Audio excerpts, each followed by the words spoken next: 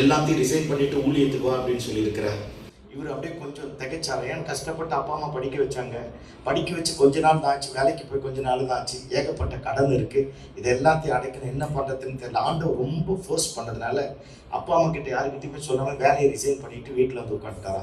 அவங்க அப்பா ஏதோ ஒரு நாள் 2 நாள் ஏதோ பிரச்சனை கொடுக்குது அப்படின்ட்டு 1 மாசமா வேலைக்கு போகாமல் இருந்துன்னு கேட்டாரா. டேய் என்னடா வேலைக்கு போகாமல் இருக்கிறேன்னு, ரிசைன் பண்ணிட்டேன்னு கேட்டு சொன்னார். யாரு கேட்டு ரிசைன் பண்ண அப்படின்னாரு. ஆண்டவர் பண்ண சொன்னார், பண்ணிட்டேன். ஆண்டவர் பண்ண சொன்ன ஆண்டவர் கிட்ட போய் சோறு வாங்கி சாப்பிட்டு வீட்டை விட்டு வெளியே போயிட்டுட்டாங்க. நம்ம கேஸ் போடுது.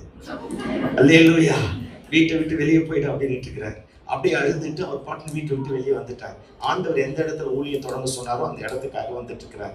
வந்து கொஞ்ச நாள் அப்படியே கஷ்டப்பட்டு ஊழியம் செஞ்சிருக்கிறார். என்னதான் இருந்தாலும் அப்பா அம்மா இல்லை, திரும்ப சேர்த்துக்கினாங்க, திரும்ப அங்கே போக ஆரம்பிச்சிருக்கிறாங்க. இவருக்கு கல்யாணத்தை பற்றி பேச ஆரம்பிச்சிருக்கிறாங்க. ஆண்டவர் கிட்ட சொன்னாரா, என்ன மாதிரியே நல்லா படித்த ஒரு நல்ல ப்ரொஃபஸர் தான் எனக்கு ஒய்ஃபாக வேணும் அப்படின்னு இருக்கிறாங்க.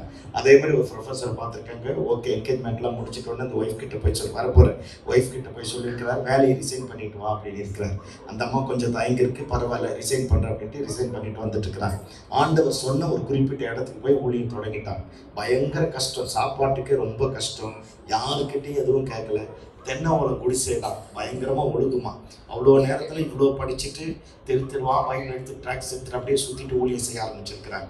அப்படியே கொஞ்ச நாள் அப்படியே போன உடனே 3 வருஷம் கழிச்சு குழந்தை பிறந்திருக்கு. இந்த குழந்தைக்கு பால் வாங்க கூட வழி கிடையாது, ரொம்ப கஷ்டம், யாருக்கிட்டையும் கேட்க மாட்டேன்னு தீர்மானம் பண்ணிட்டு இருக்கிறார். இது இப்படியே போக அந்த பக்கத்தில் ஊழியம் செய்கிற ஒரு பெரிய பிஸ்னஸ்மேன் வந்து யார் யாரெல்லாம் கஷ்டப்பட்டு ஊழியம் செய்கிறாங்களோ அவங்க எல்லாத்துக்குமே பாருங்க சர்ச்சை கட்டி தரார்.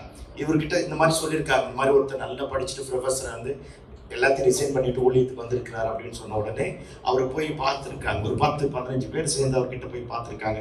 பார்த்து பேசிட்டு அவருடைய அர்ப்பணிப்பு எல்லாம் கேட்டுட்டு அவர் சொன்னாராம், உனக்கு நான் 40 lakhs தரேன், நீ அதை வச்சு இடத்த வாங்கி ஊழியத்தை கட்டிக்க அப்படின்னு இருக்கிறார். எல்லாருக்கும் எல்லாம் தரேன், நமக்கு தான் எவனும் தர மாட்டேங்கிறான். அல்லேலூயா. 40 லட்சத்தை தரேன் அப்படின்னாரு. ஓகே அப்படின்னு எல்லாம் பேசி முடிச்சுட்டு அடுப்பில் தான் சமைக்கிறாங்க, கேஸ் கூட இல்லை, அடுப்பு விறகு வச்சு தான் சமைக்கிறாங்க.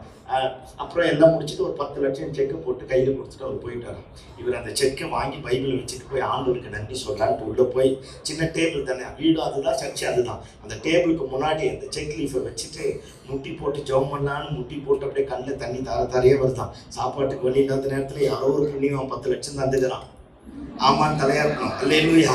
10 லட்சம் தந்திருக்கிறோம், என்ன பண்ணுறதுன்னே தெரியல. எடுத்துன்னு போய் முட்டி போட்டு அழுது ஜெபம் பண்ணுறாரு. ஆண்டவர் கேட்டாரா, யாரை கேட்டுன்னு அதை வாங்கினேன். இந்த உலகத்திலேயே கொடுமையானது பசியாக இருக்கிற நேரத்தில் சோறு போட்டு தட்டு இழுத்துருக்கு தான். உங்களுக்கு இதெல்லாம் தெரியவே தெரியாது பாரு, ஏன்னா நம்ம சாப்பாடே பார்த்ததில்லை பாரு. பரவாயில்ல.